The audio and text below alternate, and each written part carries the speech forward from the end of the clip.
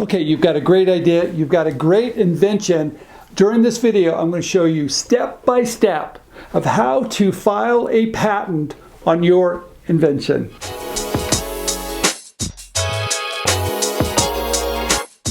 All right, here's a disclaimer. I'm not a patent attorney. I am not giving you legal advice. The advice that I'm going to provide you is from the inventor's perspective, the business perspective on when and how to file for patents on your invention. So what are the benefits of patents?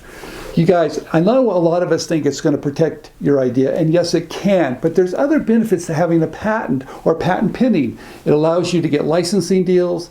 If you're a startup, it can allow you to raise funds, and also it allows you to build a team because you're taking away risk because you know what you're doing. So having a patent or applying for a patent has huge value. Okay, you've got this great idea and you're excited about it, you're worried too, and you start to share it with a couple of your friends and they're telling you, maybe your family members too, and the first thing out of their mouth is, hey, if you've got a great idea, you better get a patent on that. And of course, they don't know what they're talking about. And of course, you're probably watching Shark Tank on Friday night, and everything you're hearing from the sharks is, hey, if it doesn't have a patent, it has no value. Okay, we're going to go through all the steps here on how to patent an invention to do it the right way. Okay, the first step. Do you really have a new idea? Do you have a new invention? And you have to do a little bit of homework here to make sure you do before you run out and do something like hire a patent attorney or a patent agent.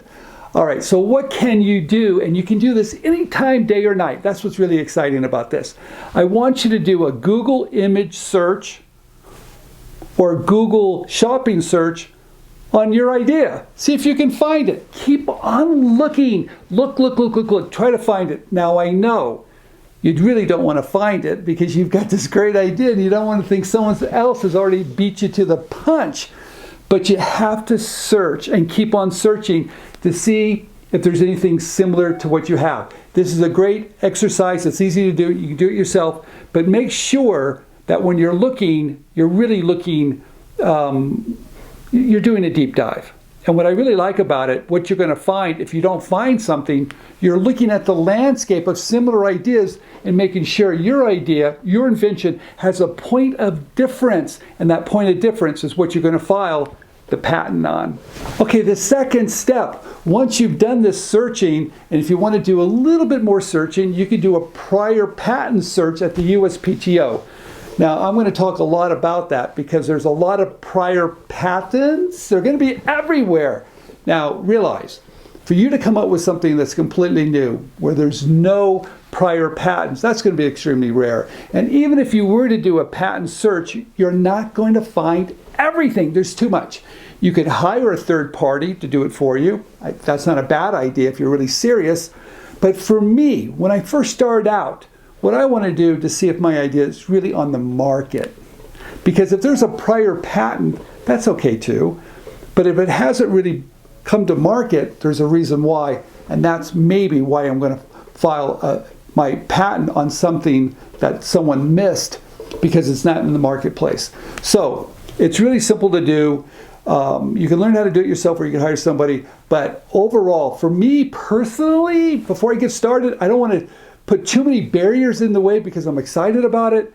I do a Google image search, shopping search, make sure my idea is new, and then maybe later I might do a prior patent search, but sometimes not even at the very beginning. Okay, so let's say I'm searching around and I don't find anything. I'm pretty excited about it. I know I've got this great idea. So instead of filing a patent, okay, let's call it a non-provisional patent application. That's when you're filing for your real patent. All right, but before you do that, I want you to test the market a little bit. I want you to file a provisional patent application. We call it a PPA. A provisional patent application is really simple to do. You can actually write it yourself. You can hire a patent attorney or a patent agent. But this tool, which is very inexpensive, and you can actually write it in your own words. You don't have to have any legalese. And sometimes you don't even need claims in there. In fact, that's a whole nother topic. But what I'm saying to you, I file a provisional patent application first. And the reason why, it allows me to test my idea on the market. It allows me to put patent pending status for 1 year to see if anybody really wants it before I go ahead and file a non-provisional patent application, which could be in the tens of thousands of dollars. So a provisional patent application, a PPA, is really an easy step for us to do as inventors and allows you to test the market. Now, here it is. You guys realize in every situation, maybe you want to file a non-provisional patent application. Okay, I get it. Maybe you're a startup and you need to raise money. That's okay. Always refer to a patent attorney or patent agent on your IP strategy a little bit to see exactly what you want to do. But for me, as an inventor, I don't want to spend a lot of money on an idea that maybe no one even cares about. So I love provisional patent applications. And if you want more information about that, I'm going to talk a lot about that particular tool because it's easy, it's affordable, and it gives you patent pending status. It allows you to get in the game quickly.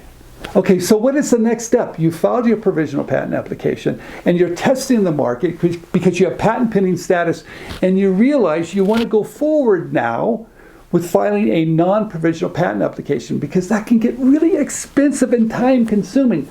But you've done enough testing to realize you want to spend the money and time. You're going to find either a patent attorney or a patent agent to help you with your non-provisional patent application.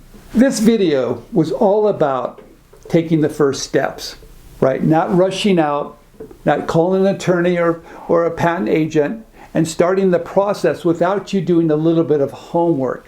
I can tell you there's a lot of patents that have been issued that are absolutely worthless. So what I want to stress to you is do a little bit of homework, take a deep breath. You can do this, and I'm going to simplify it for you. Okay, so let's recap all the steps because you've got this new idea and you want to protect it, but I'm here to tell you, take a deep breath, do a little bit of testing before you spend a lot of money because there's so many patents that are out there that are actually worthless because you're rushing, you're not testing the market. All right, so the first thing we talked about, see if you have a new idea, do a Google image search, Google shopping search, look everywhere to see if it's truly new and your point of difference. You could also do a prior patent search, maybe yes, maybe no. I'm more concerned if it's on the market.